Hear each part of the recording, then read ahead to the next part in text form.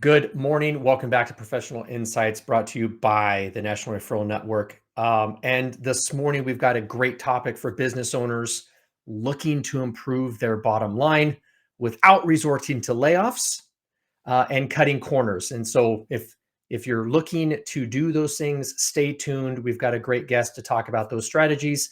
But before we jump into it, make sure you hit that like and subscribe button. We're here every Tuesday morning for conversations like this to help you get clear on your financial path and strategies. So without further ado, let's jump into this. Good morning, Kirk. How you doing? I'm doing great. Glad to be here. I love it. It's been quite some time since you've been here. We changed the format a little bit, but certainly excited to have you here. So without further ado, Kirk, real quick, a lot of companies have cost reduction and, like I mentioned in the intro, layoffs. For those unfamiliar with the term, what exactly is cost reduction and why is it important for business owners? Certainly. Cost reduction is officially the most boring conversation on earth for some and the most terrifying for others. So we want to avoid being boring or terrifying. Ideally, intelligent cost reduction removes the fat without cutting the muscle or the nerve of your organization. And so most companies that do cost reduction and the people in them have had the experience where sometimes indiscriminate cuts to fat have cut into muscle and actually nicked a nerve or two. And intelligent cost reduction says, how do we, without causing trauma to the body, increase the overall health, reduce the unnecessary fat, and do so in a way that does not absorb unnecessary amounts of time, energy, and anxiety. So what are some of the misconceptions? I mean, there's a lot to that, right? About cost reduction that you encounter that business owners need to know. Sure. The first misconception is that there are no misperceptions. A good question an advisor should ask himself, and then, of course, ask his clients in due time, is this: what percentage of the things that I believe are fiction? Just as a epistemology exercise. What percentage of the things that I believe currently are fiction? If he says absolutely none, then he's probably the most in trouble. He's the most oblivious. You might say, I don't know, but I'm going to guess maybe 20, 30, perhaps even higher percentage of things that I believe are untrue, even though I'm certain they are. And some of these things might be extremely material to my personal and corporate well-being. And then it's a matter of saying, okay, if that were the case, how curious should I be to alternate and even conflicting perspectives? So, Kirk, but here's the challenge with that, is that business owners often rely on their CPAs, bookkeepers, accountants, or a combination of thereof to formulate that basis of opinion. Sure. And most CPAs are really stuck in their lane in terms of filing tax returns. So how does a business owner start identifying things that may be true or not true? Sure. If the person they're getting advice from doesn't know truth and not. Right. Well, you have to look at two things. One would be the level of expertise or competence, and then the other will be a level of incentive. Because if the owner is not, I'll give you this as a simple example. I was meeting with some other professionals, and for the first time, I heard somebody else besides me use the word bounty. They said, you have to put a bounty on ideas. I said, exactly. How did we capture Pablo Escobar or El Chapo? You don't say, well, all the good citizens, please do their duty. You say, there is $1 million on this man's head. Now, imagine if a business owner were to say, I'm not going to thank you for a great idea. I'm going to pay you for a great idea. I'm going to pay you for a great idea that works. And no, it's not part of your job. It's part of your bonus. Bonus, what's that? It's what I get every Christmas, whatever I do. No, that's not the true bonus. The person who takes the onus of sticking his neck out with a new idea that might not be well regarded, even if it's well tested elsewhere, it may not be well regarded in his company. If that person takes on that onus, there should be a bonus. So, Mr. Business Owner, listening to my voice, ask yourself, when was the last time I gave somebody an onus bonus? When was the last time I actually told somebody, or a group of people, there isn't a bounty for any great idea that I adopt. If it translates into dollars, you will be paid proportionate to the gain. If you're saying, Kirk, I don't operate that way, then you are losing money. You're also operating in ignorance, not complete, but enough ignorance that you're missing out on what other people are gaining. Okay, so let's go down that path. How does a company start this process? You would probably start at the top with what we'll call humility. Okay. I would say humility is the basis of learning, because even the most arrogant people that you might meet, let's say the tech unicorn billionaire, that person had to bow down to the law of physics. Maybe he learned to do so early in his teens or in college, but at some point he said, the law of physics have to be obeyed. And if I don't submit to them, I can't invent this next product, this next rocket, this next circuit, this next whatever it might be.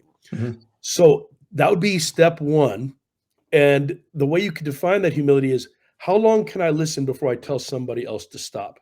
How long can I listen to adverse criticism before I throw in my towel? So if I can use that analogy, how many times can you get beat in the nose before you say, that's enough beating me in the nose, I'm the boss?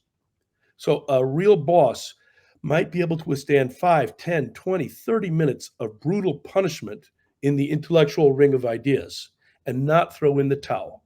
He'll bow his head and say, I'm still boss, and now I'm better than ever because I can monetize all this corrective energy I've been receiving.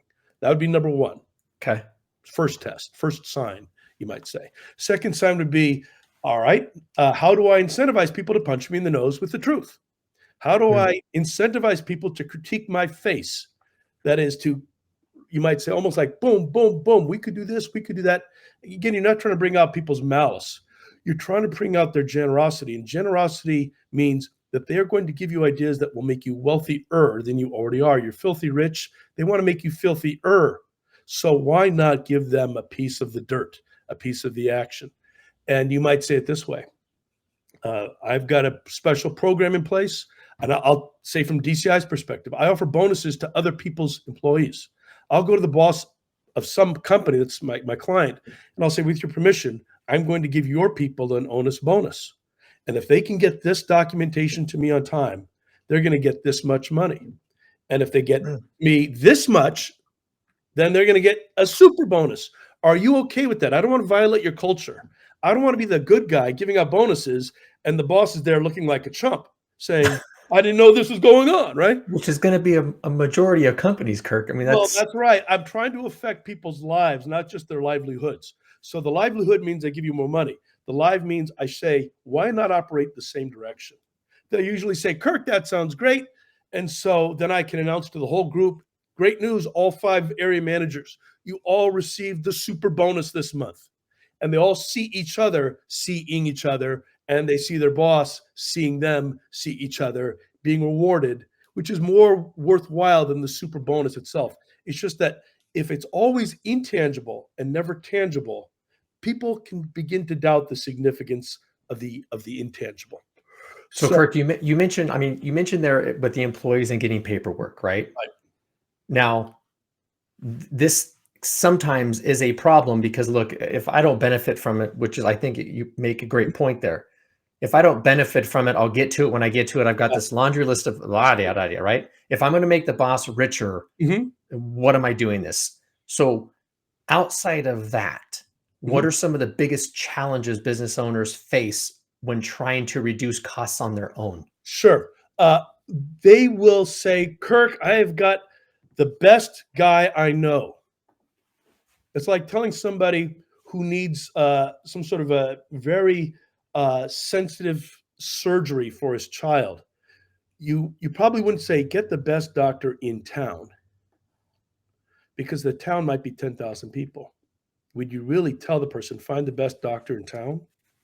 How about the county? The county's got 100,000 people in it. Will you tell them, get the best doctor in the county? You might have to go a lot wider than that if you're trying to get something highly sensitive, highly important, like your child's very sensitive surgery done with the most likelihood of success. So a client will say, Kirk, Chuck over here is the CIO, He knows more than anybody else I know about telecommunications. That's correct. He does. But you don't need the best Chuck in the company. You don't need the best Chuck in a 50-mile radius. For this telecommunications audit, I recommend you have the best telecom specialist in a 1,000-mile radius. That is literally, if you're in Kansas City, in the nation. You go 1,000 miles this way, another 1,500 miles that way, coast to coast. So they will often look at their limited sphere and say, this should be enough. And the answer is, if you're looking for world-class talent, you have to look worldwide for world-class. You can't look countywide or even statewide for world-class. Look worldwide for world-class. And so besides the financial savings, right? I mean, the basic, we get the premise in terms of, look, if I cut costs on telecom, there's more money in the bottom line. Right. What other benefits can business owners experience from an effective cost reduction strategy? Not just the typical layoff, reduce inventory, cut paper clips, but a real effective cost reduction strategy. Sure. I would play it up. There's two benefits. Let me make sure I get to the metaphysical one next, but I'll talk about the marketing one before I talk about the metaphysical. What is the marketing benefit to the company? It's when the owner says, everybody, all your jobs, and by that I mean all of your jobs this year are safe. Okay. Because of what I've done. Now, who am I communicating? I'm communicating to groups of people. I'm communicating maybe to my C-suite people, but they kind of feel like their job might be safe already. I'm also communicating, let's call her Susie. Susie is the single mom, mother of 2 teens who lives paycheck to paycheck on $40-something thousand a year. Susie would be the first casualty of stupid cost reduction, the way most stupid companies stupidly do it. Okay. Susie, I'm sorry that it didn't work out. We're going to let you go. Those 2 kids, they'll have to find some other way to eat. You ever thought about having joined the Army early? Lie about their birth and put them in at 15, 16? So, people will say, well, that's just the way the world is. Yes, that's the way the world is when you don't do intelligent cost reduction. The Susies get sacrificed first. And if you're happy with that, if you're okay with that, then I don't want you as a client. Mm-hmm. I probably would never have you as a client because you will let the Susie go instead of picking up the phone and talking with me. What I'm going to say is if you do intelligent cost reduction, and let's say it's a company of 100 people, you're going to gain 100,000, 400,000 of additional dollars that you didn't already have before engaging DCI. That's our guarantee. And then when the money comes in, don't keep it a secret. Tell people, hey, we did this because we believe in gain without sacrifice. That is, we want to grow and gain more without sacrificing the quality people on our team. Now, are there people that maybe don't do their job? Yes. Yeah, always. Some people be maybe let go? Probably. But don't say you're letting people go because of cost reduction. That's a mistake. You should say they were let go because they weren't performing.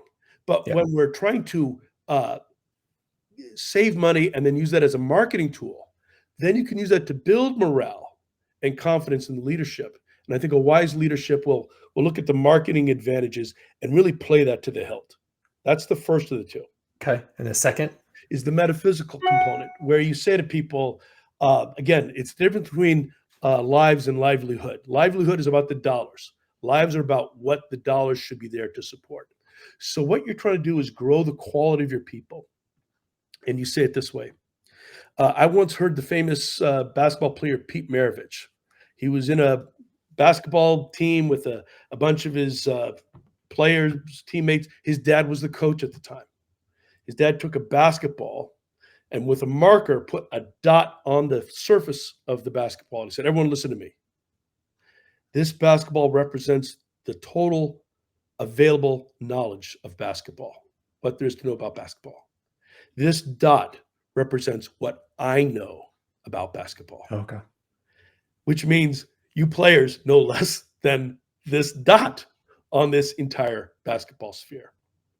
So if we do it right, we're saying as the coach, as the organization leader, the president, the CEO, there is so much more to learn. Even after a company like DCI comes in, we should be constantly asking ourselves, what don't we know we don't know?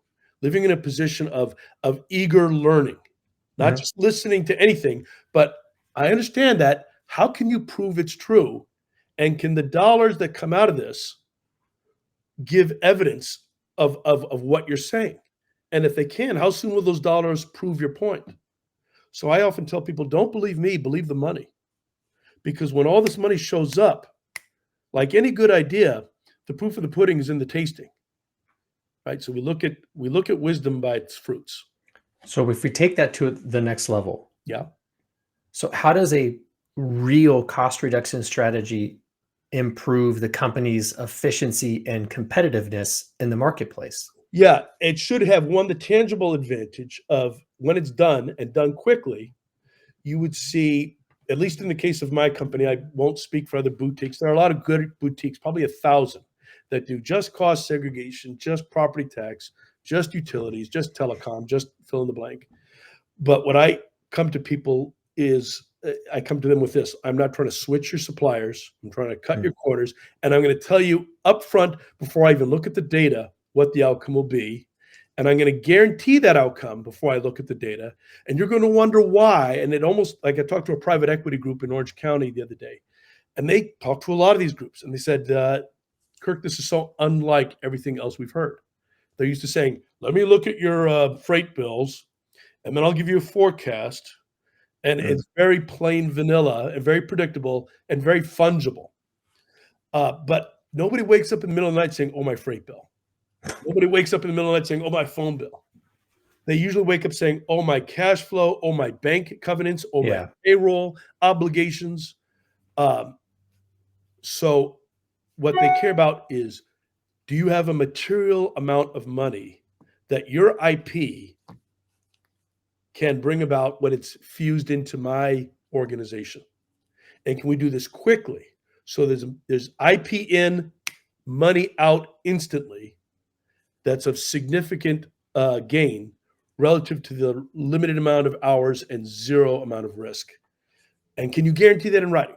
So to anyone listening to me, if you find any company that does that, you are absolutely well advised to use them. I would say anybody's better than nobody. And of course, I add nobody's better than DCI. Right. So Kirk, what are some of the trends, right? You're in this all day long on your guys' website. There's 9 categories that we won't go into all 9. No. But what are some of the trends that you see emerging in the business environment today that will affect cost reduction and companies' efficiencies? Well, the one trend is the legal trend, because part of the trend should be reducing your tax, not just overhead only, but tax. Yep. And as many people may know, the tax credit environment has shifted. Taxes often tend to go up, and tax credits, sometimes they're given and sometimes they're restricted. So, for example, the R&D tax credit, one that a lot of companies have relied on, almost like a crutch, is for many of those crutch-reliant companies being kicked out from them. They're going to realize that the credits that they were claiming may not be as reliable a staff to lean on as it once was. And they may elect, some of them, to stop trying to claim the credit altogether, with the IRS now giving closer scrutiny and contemporaneous documentation. So at least on that front, of course, the ERC, which was hot 2 years ago, is now under extreme scrutiny. And companies that were claiming that ERC as a matter of keeping their nose above water will find not only has the water risen, they may have to disgorge the dollars that they've already claimed if they were doing it in a supercilious way. And then there are, I would say, just the regular competitive pressures of life, where employees are less engaged than they have been in prior years. So your benefits are not seen as beneficial. And if the benefits are not perceived as beneficial, why do you call them benefits? Right. And what are you doing to improve the quality of benefits? Real quick example, talk to a company where their carrier, Kaiser, which is known in different parts of the nation, told them, here's your 15% renewal. Also, if you shop this quote, we will find out. And then when we do, we're going to raise it another 2%. So here's your 15%, take it or suffer the consequence. I got a call from them. They said, all right, ready to engage DCI right now. I said, we need more than a few weeks, but we'll see what we can do. So Friday, they engaged us, gave us the data. The following Friday, we came back with the lower numbers. And it was not just reverting out their 15% increase, it was taking it even lower. But most companies don't have that kind of ace in the hole. So they just look at that quote and they say, well, my brokers shop the market. That's all anyone can ever do is shop the market. And so they rely upon these, I'd say, traditional modes of thinking. And that just leads to people saying, well, I guess we'll have to do what everybody does, which is suffer and let Susie, the single mom with 2 kids, go and tell people maybe the bonuses won't be as big this year, or delay the acquisition we were going to make, or that major purchase or the investment. So, yeah, I think a lot of people will stumble along saying, I'm doing the best I can, and I've got the best team in town or the best doctor in the county kind of thinking, rather than looking wider and saying, who can guarantee me massive amounts of money for small amounts of energy and 0 amounts of risk? Does that answer the question? Yeah, Kirk. And I think there's a couple things in there. How do you guys work with the business owner's current CPA? Because I know there's a lot of CPAs out there that have this, they're threatened by companies like you Mm-hmm. that feel as if you're going to take their clients, and that's a whole discussion in and of itself Mm-hmm. as to why they feel that way. Right. But talk through the process of working with DCI Right. and the CPA if needed for the benefit of the client. Right. So one, our company's not a CPA firm. We don't prepare quarterlies or tax returns. We do generate tax credits. And if you want to think of it as an OR, like those classic movie scenes, the doctor says scalpel, the nurse Mhm. goes scalpel. So the CPA says tax credit, DCI says tax credit. Gotcha. And if they're comfortable with that role, great. We're the guy that hands the CPA the tax credit. But then we also say reduce freight 40%, reduce freight 40%, reduce health insurance cost 30%, reduce health insurance cost 30%. So it's clean and easy. The CPA may not want to be taking the lead on those things, but he can always lead by saying, Mr. Client, here's a resource that I and my firm vetted for you at our expense because we believe in protecting your bottom line, not just from a compliance standpoint, but from an overall market competitive standpoint. We want you to be not just good or even best in your market. We want you to be better still, no matter what level you've attained to. And we think Gotcha. because we vetted these resources, again, it doesn't have to be DCI, but I would imagine every CPA firm should be demonstrating that same intellectual curiosity that I advocate the owner do. The CPA firm should be saying, what are best in class resources that we don't already know of? How often are we getting introduced to a killer new idea? So if you're hearing my voice, I would suggest this. If it's been more than 2 months since your toolbox has expanded, you're overdue.